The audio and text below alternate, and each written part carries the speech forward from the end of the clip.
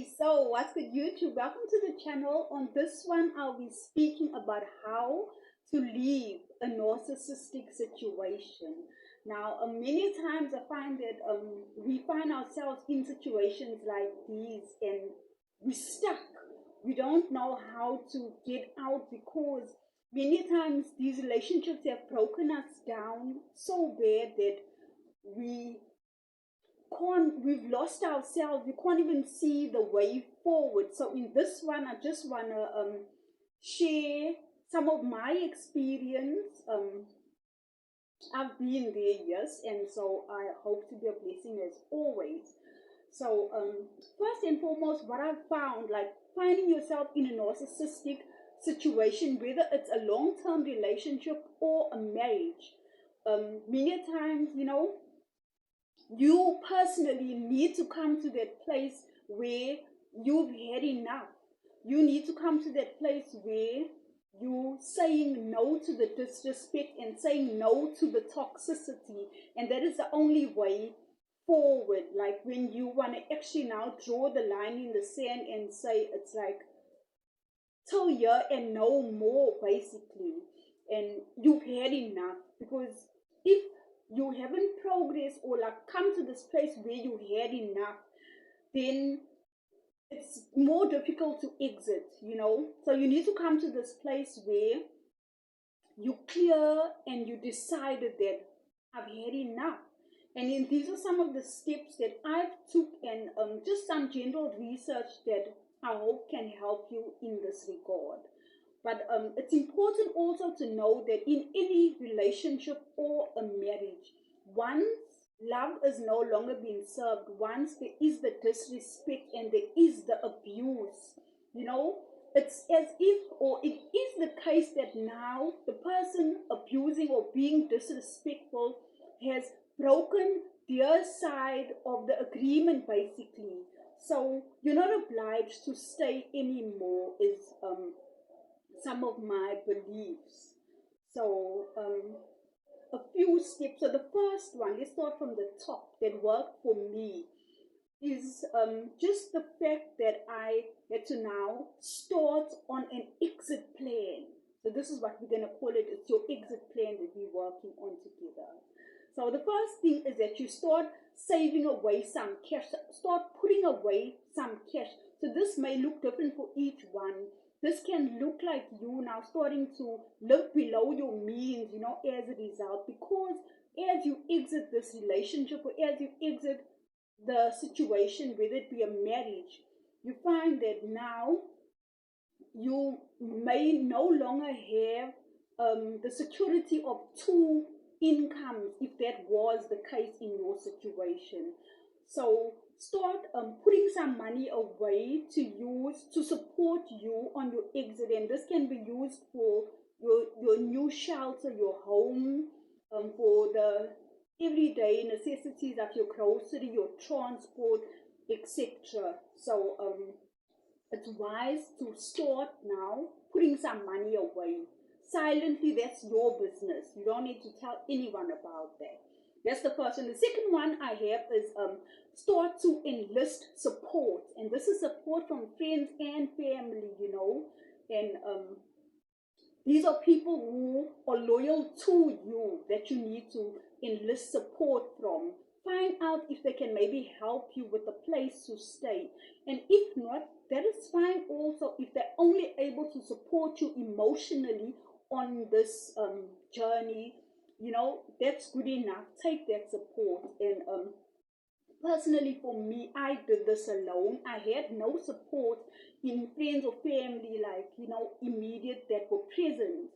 And so I found support online. So I used like online channels on YouTube, which are speaking and teaching, speaking about this whole narcissistic condition.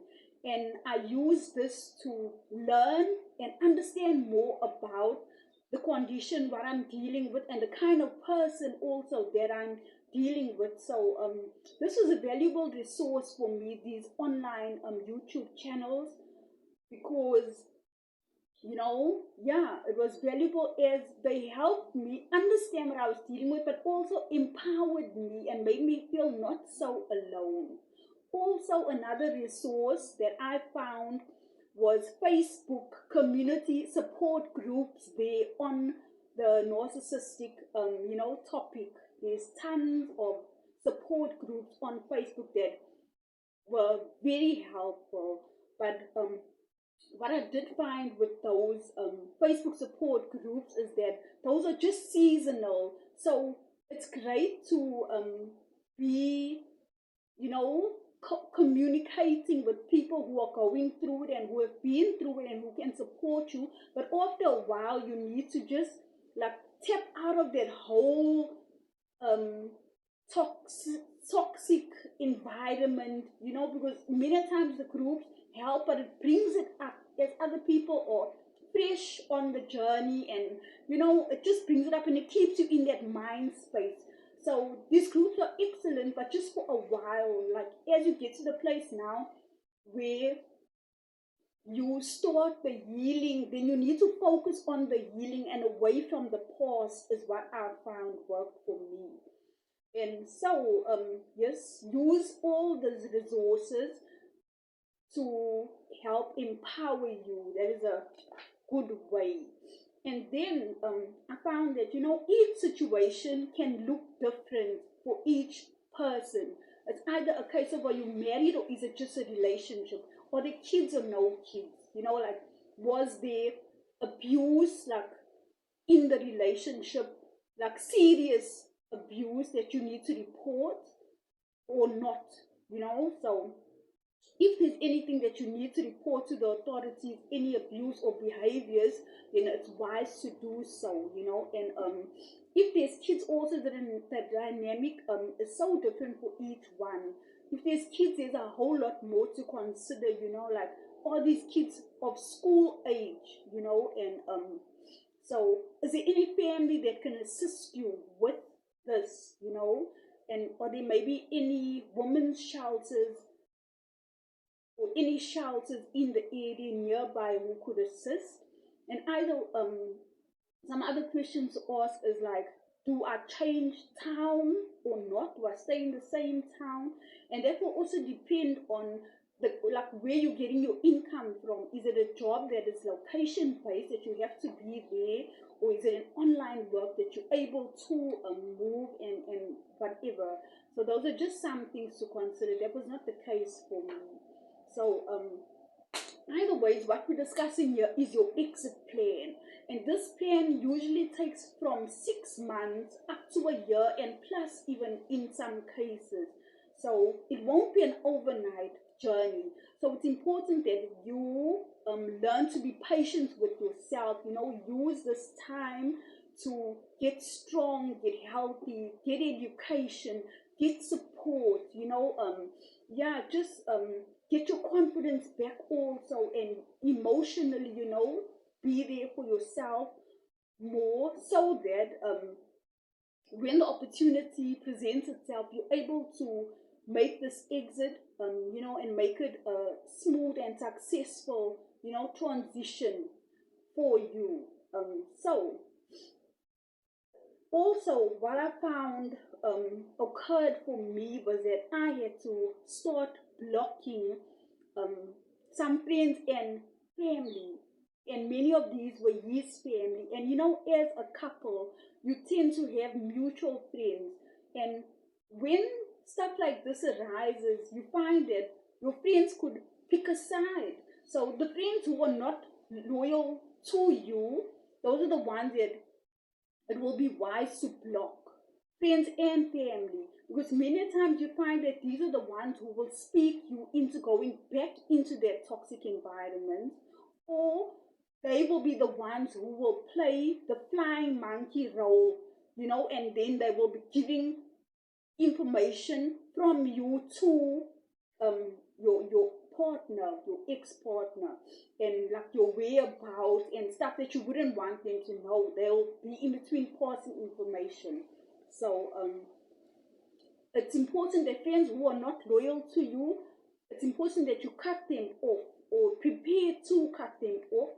And this will, like make it that you're feeling lonely and you're feeling alone, but you know, sometimes that's life, and this will get better with time.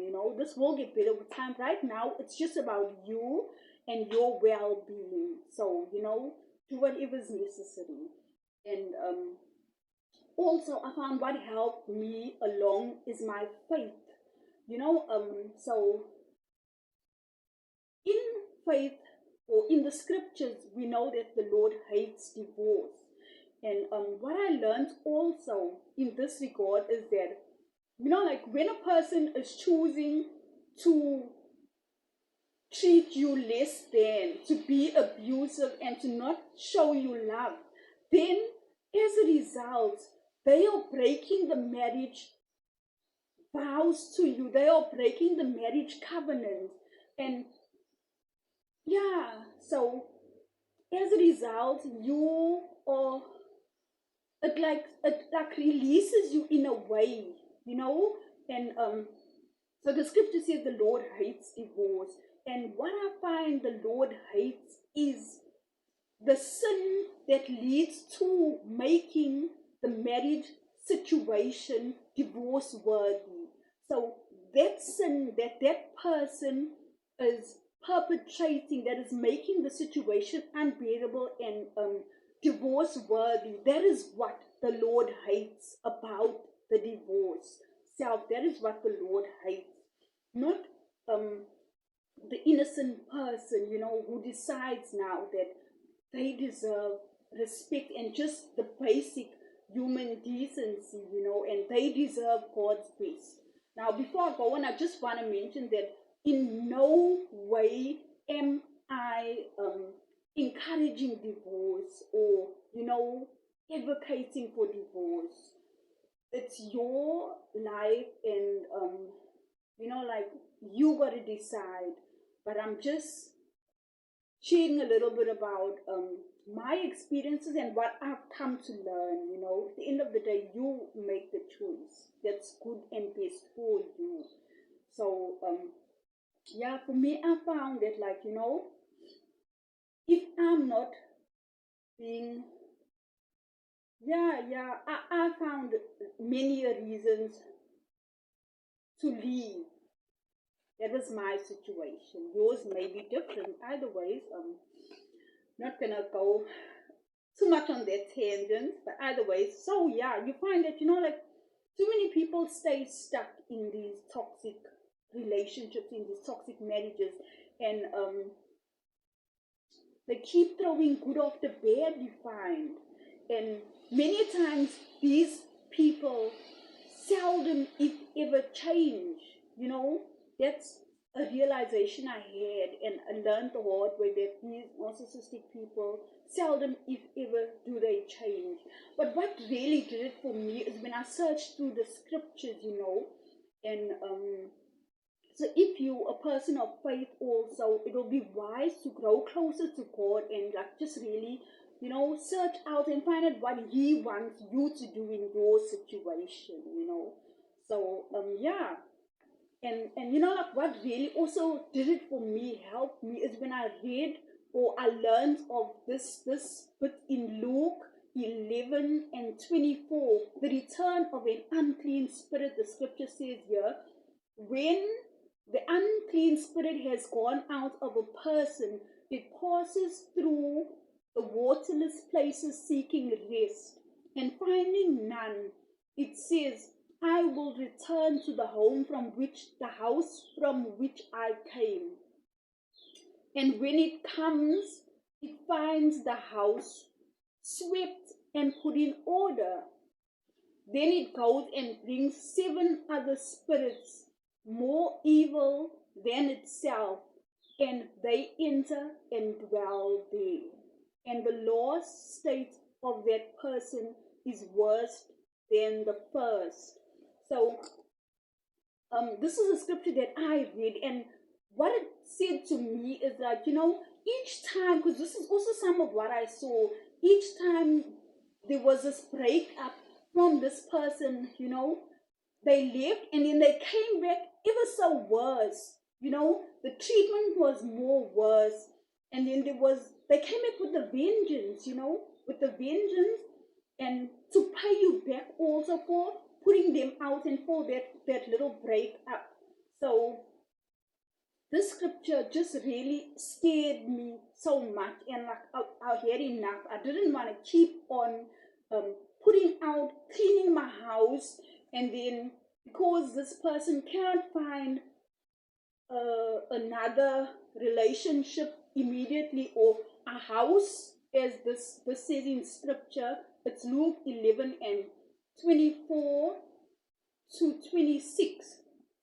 Then they return, but now they bring 7 demons, even more evil than itself, and with that 7 more evil demons do they enter in the house again and dwell there. So I didn't want to be this, like this, have this occur, for me. So I had to just put my foot down and do a hard thing. It's not easy. Truly, it's not easy. But like, yeah, that's why I sometimes also call it a jailbreak. This is like a jailbreak. You have to, like, it's like it's so risky also. So you need to use wisdom and have the support, and like, yeah, and secrecy. There's a lot of secrecy that is now necessary. But either ways, yeah, like, I believe in you. You can do it, and it's not impossible, and you're not alone. God is with you, and get the support, and yeah, that's all for this one. And I'll see you on the next one. All the best, your girl Natasha Nisha. Peace out.